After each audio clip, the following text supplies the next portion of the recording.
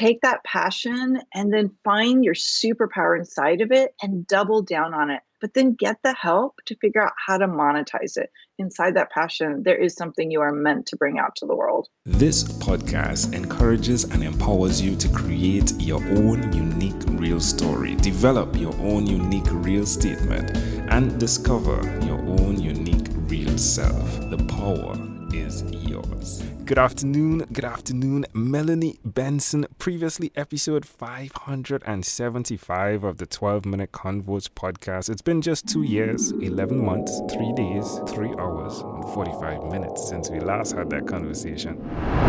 As human beings, we need to be really conscious of what are we giving our time and our energy, and intending it, giving it that which we want more of, not what we want less of. That was then. This is now. Melanie, how are you doing today? I'm fantastic. Thank you for inviting me back. I'm always super honored. And you create quite the buzz out there. Well, it's through the value of conversation, and creating a buzz for that is something I make no apology for. As you should not. The last time we spoke, we covered a ton of content, a ton in our conversation. I think the ending of the recording was overall 22 minutes, right? Which means you brought a lot of value, specifically from the conversation of strategy and the importance of that. What's going on? The way you created a concept of combining the spiritual with the creative was something you focused on as well, right? So what's new in your world?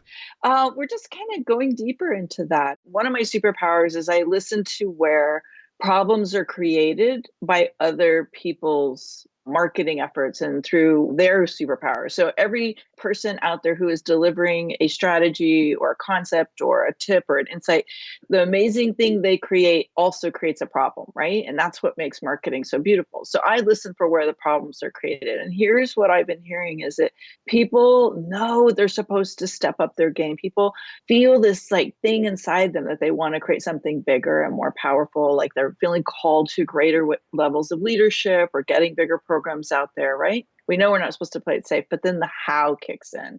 So a big part of what we've been doing, Angel, is we have been holding space and teaching people how to tackle these bigger, bolder goals that scare them and they're terrified of them, but they know they have to do it. So that's what we're doing these days. That's wonderful. Where can people find out more? Where can people sign up for that? Yeah, well, we have a free course we teach once a year. And then, of course, there's always ways to get access to it after that, but it's called Own Your Bold Influence Challenge. So we walk you through these 5 steps of how to set these goals so that they're inspiring you rather than making you feel overwhelmed and incapable, and how to really raise your profile so that what you're doing is creating that buzz quality, like we were mentioning that you do so well. And it's becoming attractive to ideal clients. So ownyourboldchallenge.com is where you can pick that up. I love that. Own your bold. Doesn't that just like make you excited just thinking Yeah. about like, I'll own this bolder part of me? And you know what's really interesting is I think we hear that sometimes and people think, oh, I'm not bold, that's not me. But it's exactly that, because, and I'll just tell you a little backstory. Like I got really stuck about 8 years ago now, and all the things that I had done before stopped working. And yet I couldn't find the thing that really lit my fire, and I wanted to like immerse myself in again. And so a friend of mine suggested I start writing about the process that I was in, about like, having a high 6-figure business for so many years and then just feeling like it just went dormant one day. And what was that like to kind of move to the other side? And I realized the one thing I always did, and maybe you can relate to this too, is when I would make a bold move for me, something that was really bold for my personality, things start to shook up and opportunity would start flowing in again. So for me at that time, it was, I started a new podcast. Like I literally scrapped a podcast I'd been doing for 4 years because I was burned out on it. It didn't light my fire anymore. And I started afresh. And that podcast just went on fire. It's called Amplify Success Podcast. It like started opening up all these new opportunities. People just jumped on board. The conversations were fresh and like inspiring, and people were emailing me about it. And that was bold for me at the time because I was very caught up in, I spent all this time building something that I'm going to throw away. Really? So everybody's got their own version of bold. It ties in as well with understanding the strengths that you have and exercising that muscle. Insightfulness being one of those, I believe, is one of your strengths. Getting onto the podcast and having those conversations, I'm guessing as well, helped tremendously. And is it something that you are prescribing to others, that they do that specific thing that's unique to who they are and get it exercised? It's interesting that you asked that question, because I believe that there is what I call an authority platform that is perfect for every single person who's building a business. And yet being a guest on podcasts would be something that everybody can do. But hosting a podcast may not be the best thing for every single person. And it is actually one of the steps we take people through in that Own Your Bold Influence Challenge, is how to find the most aligned and authentic authority platform. Because it could be hosting events. It could be maybe your GM is doing really great webinars, or it could be you want to be a speaker on other people's stages. And that's the best way for you to create momentum.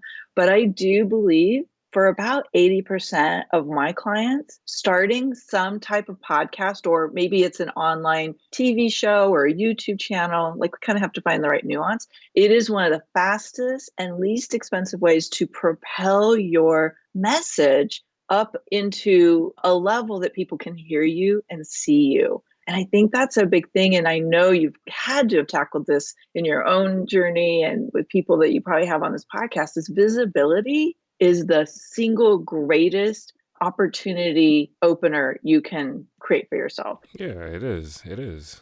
Yeah, I totally agree with you. And for those listening, like right there, that is golden. Now, your grandparents impacted your business tremendously. When we spoke, if I'm not mistaken, I think you were engaged. Yeah?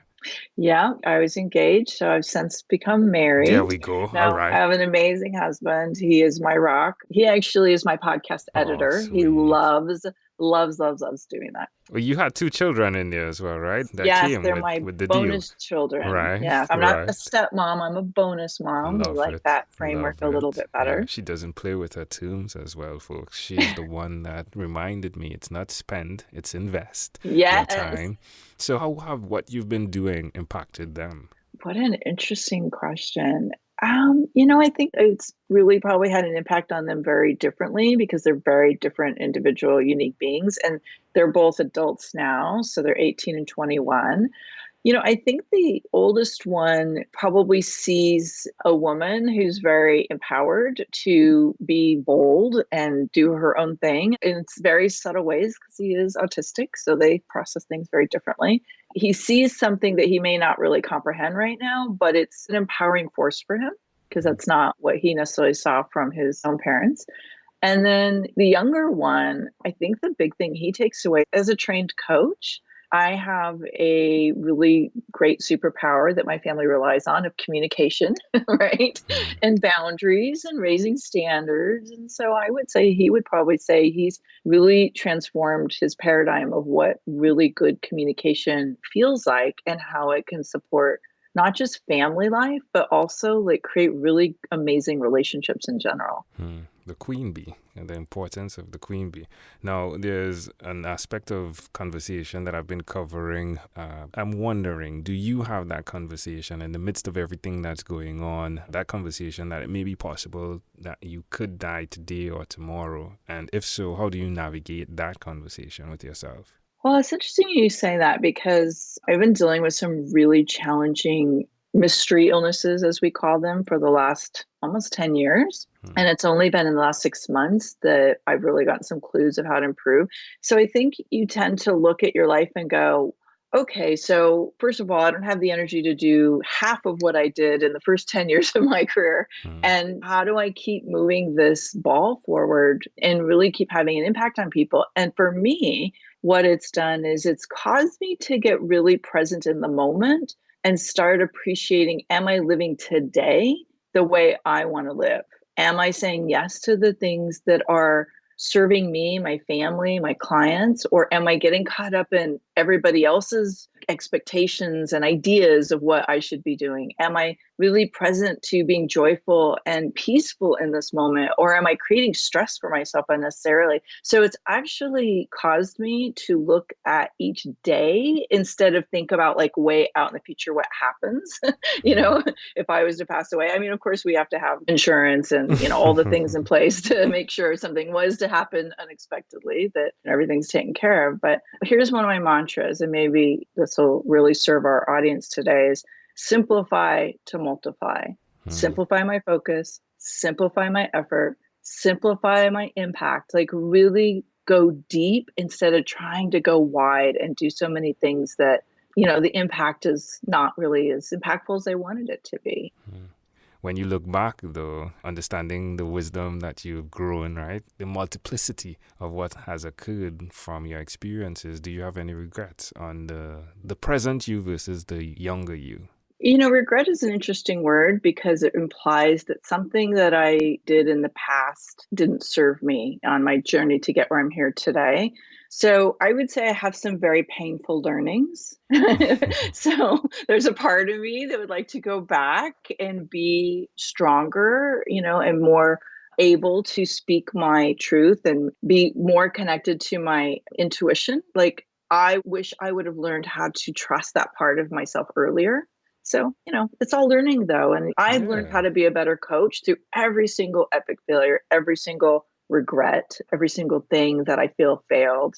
It's made me better. And the power of your voice is something that is taken for granted, because an individual who is dramatizing what you just said doesn't come across, unless they're really, really, really, really great at it, right? But it doesn't come across with the truth that I believe you just spoke with. You can feel what you just said, and therefore the passion to help someone not experience that, right? To help them not have to go through that, I'm guessing is one that serves even more, as opposed to if you didn't experience those things. So I appreciate you sharing that, my friend Melanie. As usual, this has been such of a great pleasure. It's a great opportunity to reach in and hear that you have continued on the path that you've set out on. In closing, is there anything else you'd like to share with our amazing audience? I think there's something to be said about trusting what you're passionate about, but also recognizing that passion is never enough to have the level of impact and financial success that is possible. So take that passion and then find your superpower inside of it and double down on it. But then get the help to figure out how to monetize it. Inside that passion, there is something you are meant to bring out to the world. Amazing audience. Again, Melanie Benson, thank you, my friend, for being on What is Inspired by 12-Minute Convos with Angel Jones. This podcast is produced by Pod Edits. Visit podedits.com for professional podcast publishing.